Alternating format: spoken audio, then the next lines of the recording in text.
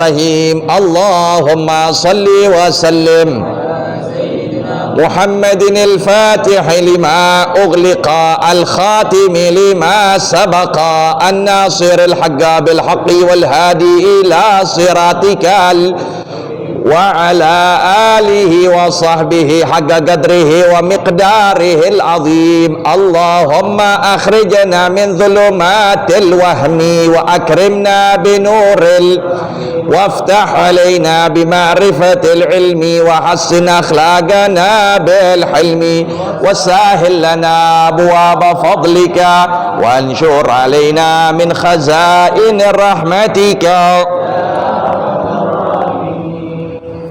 Bismillah walhamdulillah wassalatu wassalamu ala rasulillah sayyidina wa nabiyina Muhammad ibn Abdullah wa alihi wa sahbihi wa man walah wa la hawla wa la quwwata illa billah, amma ba'du. Para hadirin jamaah Majelis Ta'lim Masjid Al-Ikhlas yang berbahagia, puji syukur kita panjatkan hadrat Allah Subhanahu wa taala yang telah mempertemukan kita kembali dalam rangka menuntut ilmu Allah, ilmu Rasulullah sallallahu alaihi wasallam. Kita lanjutkan kembali pembahasan di dalam kitab Khulasah Nuril Yaqin pada halaman 30 nomor 24, bacaannya Hijratul Habasyatil Ula. Halaman 30 nomor 24. Bagi-bagiin. Kitab-kitab mana pada? Habis semuanya? Makin habis, dibawa pulang buat bungkusan. Taruh langsung dah, ya. Beli kas masjid buat apa? Buat wakofin kitab. Jadi belajar pakai kitab. Keberkahan kita ngikutin orang-orang dulu.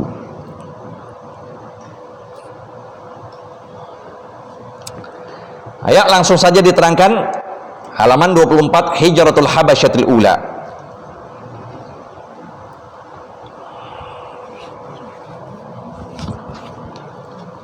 Bismillahirrahmanirrahim. Qala al-musannif rahimahullah wa nafa'ana bihi wa bi ulumihi fid dharain amin radhiyallahu ta'ala anhu. Hijratul Habasyatil Ula. Hijrah Nabi dan para sahabat menuju Habasyah. Habasyah yang kita kenal dengan Ethiopia. Al-Ula yaitu hijrah yang pertama kali. Jadi nanti hijrah ada 2 kali ke Habasyah. Dan yang terakhir nanti di kota Yathrib yang Nabi ganti kota tersebut namanya dengan nama Madi atau Thayyibah. Lamma ra'an nabiyyu ma yalhaq bi ashabihi minal adza wa anwa'il azab. Tak kala Nabi memandang, mengamati apa yang dialami oleh para sahabat beliau berupa berbagai macam gangguan dan berbagai macam siksaan. Udah main fisik soalnya. Ya, udah nggak sekedar diancem, nggak sekedar hanya disakiti mungkin, ya, tapi udah main fisik ini. Maka disitulah Nabi amarahum, memerintahkan mereka bil hijrah ilal Habasyah, menuju Perintah Nabi udah jadi kewajiban. Ucapan Rasulullah sudah pasti didengarkan. Itulah ya contoh yang amat baik kita ambil bagaimana cara kita mengagungkan Rasulullah. Lihat para sahabat mengagungkan baginda Nabi besar Muhammad sallallahu alaihi wasallam. Maka ada suatu cerita seorang yang bernama Urwah bin Mas'ud Ats-Tsaqafi, ketika dia mendatangi Rasulullah sebelum perdamaian Hudaybiyah. Ketika itu dia deketin Nabi, dia melihat bagaimana suatu hal yang aneh. Nggak pernah dia melihat para sahabat mengagungkan tuannya seperti para sahabatnya baginda Nabi besar Muhammad sallallahu alaihi wasallam. Kita ambil contoh di sini. Ya. Maka ini Urwah melihat bagaimana mereka mengagungkan Rasulullah, sehingga setelah dia melihat, dia kembali ke kaum Quraisy dan dia sampaikan apa yang dia dapati dari keadaan-keadaan yang aneh, nggak pernah didapati oleh siapapun rajanya. Maka dia menyatakan, laqad wafattu Kisra wa Kaisar wan Najasyi, sungguh aku menjadi delegasi perwakilan dari Raja Ethiopia, dari Raja Romawi, dari Raja Persia. Fama ra'aitu malakan qad yu'azzimu ashabuhu kama yu'azzimu ashabu Muhammadin Muhammadah. Allahumma shalli wa sallim wa barik alaihi. Lihat tuh, ya, aneh nggak pernah lihat siapapun rajanya yang mengagungkan para bawahannya sebagaimana para sahabat Muhammad mengagumi Muhammad. Apa yang dilihat di antaranya? Innahum tanakham nukhamatan fawaqa'at fi wajhi ahadihim fadalaka biha wajha wa yadah. Maka tidaklah aneh lihat dia meludah. Tuh, beliau apa? Mengeluarkan, ya, ludahnya, melainkan orang semuanya bergegas mengambil ludahnya Nabi sallallahu alaihi wasallam. Lihat begitu, mengambil ludahnya Nabi lalu digosokin ke muka dan ke tangannya. Itulah dalil berkah begitu. Bukannya kita sekarang nih orang dikit-dikit berkah ngadi, ya, berkah bid'ah. Ini dalil sahabat. Mereka mencontohkan untuk mengambil keberkahan kepada baginda Nabi besar Muhammad sallallahu alaihi wasallam. Ya, ludahnya apa? Ludah Nabi diambil oleh mereka, gosokin ke muka, ke tangan. Tuh, lihat. Lalu apa lagi? Wakadu yaqtatiluna ala wadu'ih.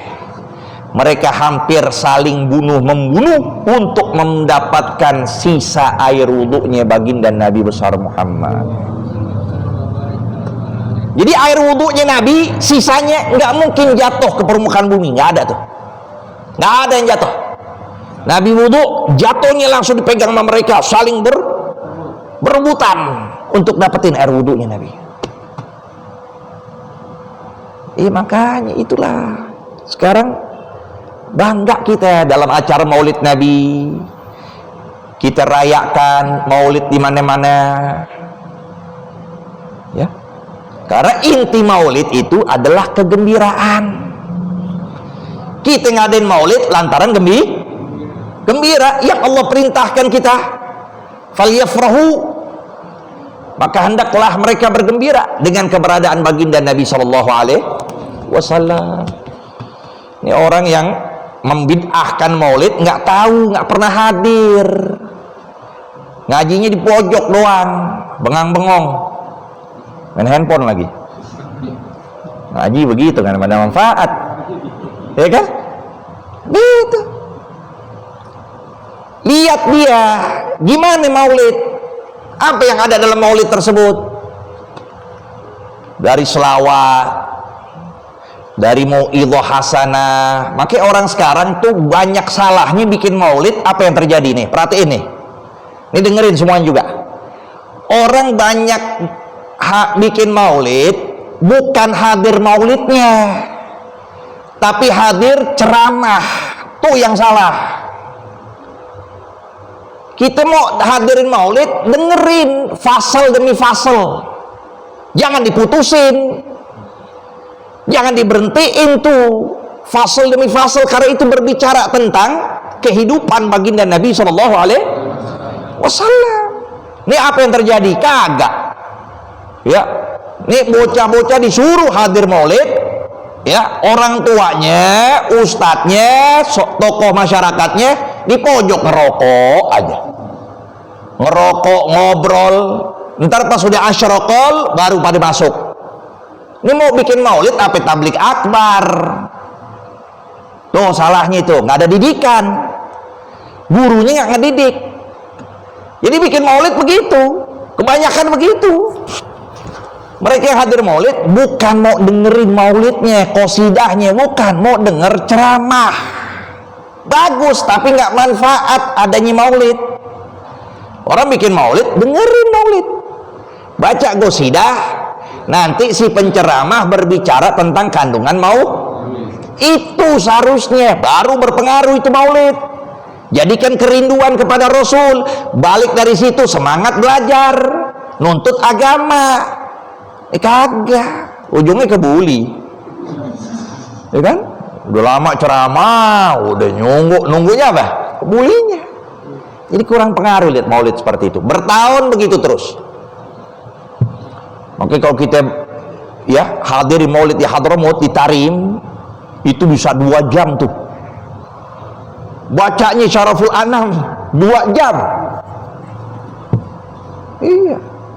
Nanti ceramahnya belakang, fokus dulu tuh, dengerin qasidah, pengen tahu apa sih kandungannya. Begitu hebatnya itu karangan, semuanya Simtuduror atau Maulid Daiba dan sebagainya, maulid yang ada. Itu inti.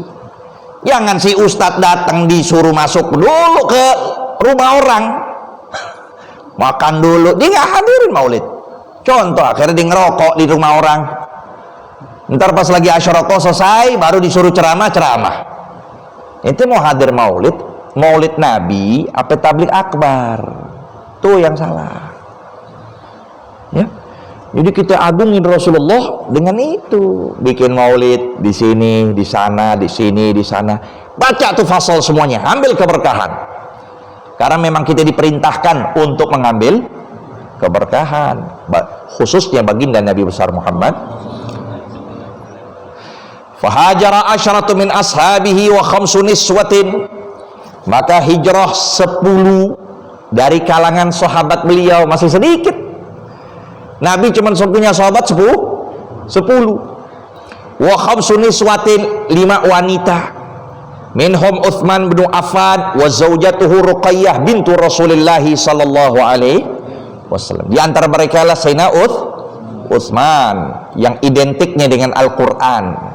Sayyidina Utsman identik dengan Al-Qur'an sampai beliau menyatakan, "Idza tahural qalbu lam yashba' min tilawatil Qur'an." Kalau hati sudah suci, niscaya dia tidak bakal kenyang dari baca, nggak bakal kenyang dia. Terus kayak kita 1 piring kau lapar, kurang 1 nampan, kurang kau lapar. Begitu tanda hati orang suci.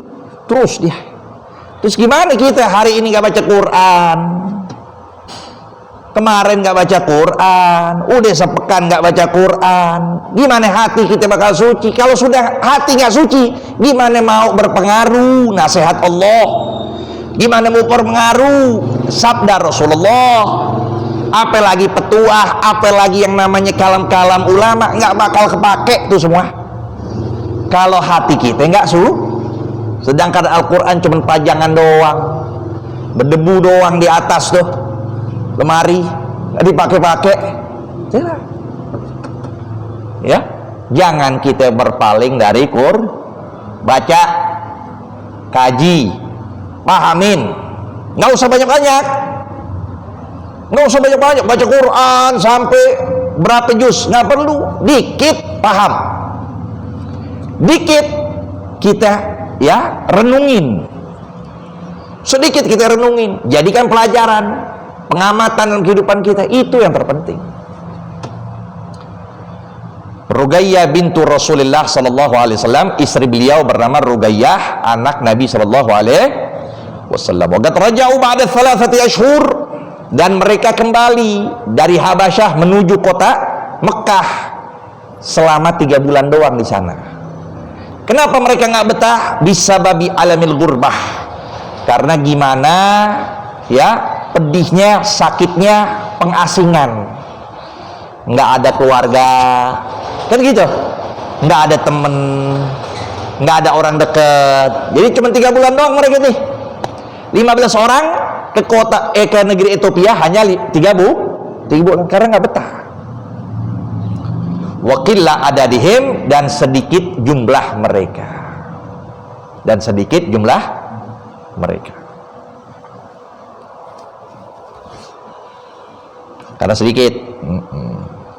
Wa kana dzalika fi sanatil khamisah minal hijrah, Nah, itu dia. Ini penting kita nih. Ya, harus ada persatuan, kesatuan umat Islam. Kalau sudah sedikit, kehancuran yang ada. Pecah-pecah, kehancuran yang ada. Maka apapun yang berkaitan dengan furu'iyah, udah tutup dulu. Tuh, masalah maulid diramein, dibikin pusing, nih bid'ah. Udah, ini bukan masalah usul, wala masalah furu', ya kan?